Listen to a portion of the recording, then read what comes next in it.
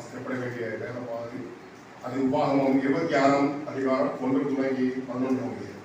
உன் தேவனாகிய கர்த்தர் உனக்கு சுதந்திரமாக கொடுக்கும் தேசத்தில் நீ போய் சேர்ந்து அதை கட்டிக்கொண்டு அதில் வாசம் பண்ணும்போது உன் தேவனாகிய கர்த்தர் உனக்கு கொடுக்கும் உன் தேசத்தில் நீ பயிரிடும் நிலத்தின் கனிகள் எல்லாம் முந்தின பலனை எடுத்து ஒரு கூடையிலே வைத்து உன் தேவனாகிய கர்த்தர்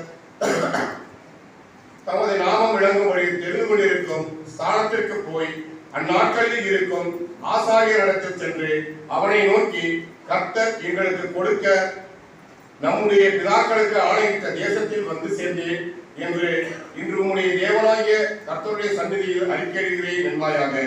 அப்பொழுது ஆசாரியன் அந்த கூடையை உன் கையிலிருந்து வாங்கி அதை உன் தேவனாகிய கர்த்தரின் பலிபீடத்திற்கு முன்பாக வைக்க கடவன்.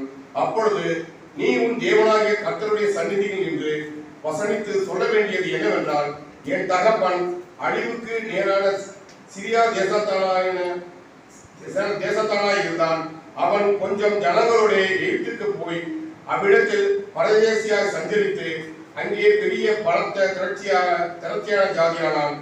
எகிப்தியர் எங்களை ஒடுக்கி எங்களை சிறுமைப்படுத்தி எங்கள் மேல் கடினமான வேலையை சுமத்தின போது எங்கள் பிதாக்களின் தேவனாகிய கர்த்தரை நோக்கி கூப்பிட்டோம்.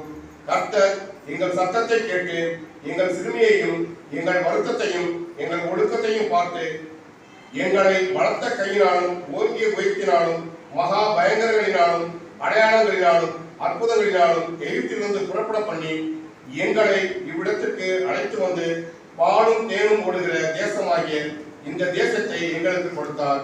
இப்பொழுது இதோ கர்த்தாவே, தேவரீர் எனக்கு கொடுத்த நிலத்தினுடைய கனிகளின் முதல் பலனை கொண்டு வந்தேன் என்று சொல்லி அதை உன் தேவனாகிய கர்த்தர் எடுத்து கர்த்தருடைய சந்நிதியில் வைத்து உன் தேவனாகிய கர்த்தருடைய சந்நிதியிலே பணிந்து நீயும் லேவியனும் உன்னிடத்தில் இருக்கிற பரதேசியும் உன் தேவனாகிய கர்த்தர் உனக்கும் உன் வீட்டாருக்கும் அனுகிரகம் பண்ணின சகல நன்மைகளின் நிமித்தமும் சந்தோஷப்படுவீர்களாக என்பதுவே. வாசிக்க வேண்டிய இரண்டாம் வேத பாடம் 2 கொரிந்தியர் 9ஆம் அதிகாரம் வசனங்கள் 6 தொடங்கி 11 முடிய. பின்னும் நான் சொல்லுகிறது என்னவெனில், சிறுக விதைக்கிறவன் சிறுக அறுப்பான், பெருக விதைக்கிறவன் பெருக அறுப்பான். அவனவன் விசனமாயும் அல்ல கட்டாயமாகவும் அல்ல, தன் மனதில் நியமித்தபடியே கொடுக்க கடவன்.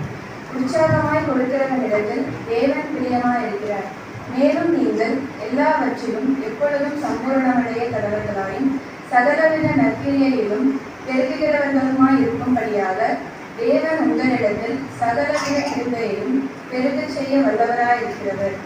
வாரிசுகளைத்தான் ஏழைகளுக்கு கொடுத்தான், அவனுடைய நீதி என்றென்றைக்கும் நிற்கும் என்று எழுதியிருக்கிறபடியாகும். விதைக்கிறவனுக்கு விதையையும் புசிக்கிறதற்கு ஆகாரத்தையும் அளிக்கிறவர் உங்களுக்கு விதையை அளித்து அதை பெருக பண்ணி நீங்கள் நீதியின் விளைச்சலை வர்த்திக்க செய்வார். தேவனுக்கு எங்களால் ஸ்தோத்திரம் உண்டாவதற்கு ஏதுவாயிருக்கும் மிகுந்த உதாக குணத்தினாலே நீங்கள் எவ்விதத்திலும் சம்பூர்ணம் உள்ளவராய் இருக்கிறீர்கள் என்பது. அந்தபடி இந்த நாளுக்குரிய நற்செய்தி பகுதி வாசிக்க கேட்போம். அது பரிசுத்த லூக்கா எழுதின சுவிசேஷம் 12ஆம் அதிகாரம் வசனங்கள் 15 தொடங்கி 21 முடிய. பரிசுத்த லூக்கா எழுதின சுவிசேஷம் 12ஆம் அதிகாரம் வசனங்கள் 15 தொடங்கி 21 முடிய. பரிசுத்த லூக்கா 12ஆம் அதிகாரம் வசனங்கள் 15 தொடங்கி 21 முடிய.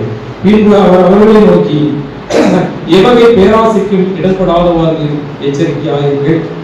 மிகுதியான உடல்நிலை கொண்டிருப்பதால் ஒருவருக்கு வாழ்வு வந்துவிடாது என்றார்.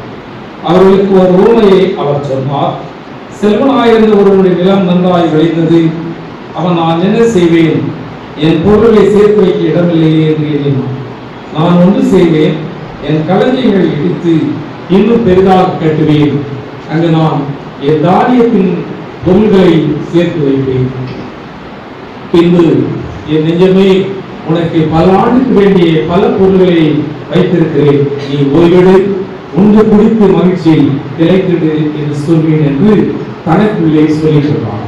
ஆனால் கடவுள் அவனிடம், அறிவிலேயே இந்த இரவு உன் உயிர் உன்னை விட்டு பிரிந்துவிடும், அப்பொழுது நீ சேர்த்தவைகளை யாருடைய ஆகும் என்று கேட்டான். கடவுள் முறையை செல்வம் இல்லாதவராய் தமக்காகவே செல்வம் சேர்ப்பவர் இத்தகையோரே என்றார் என்பது.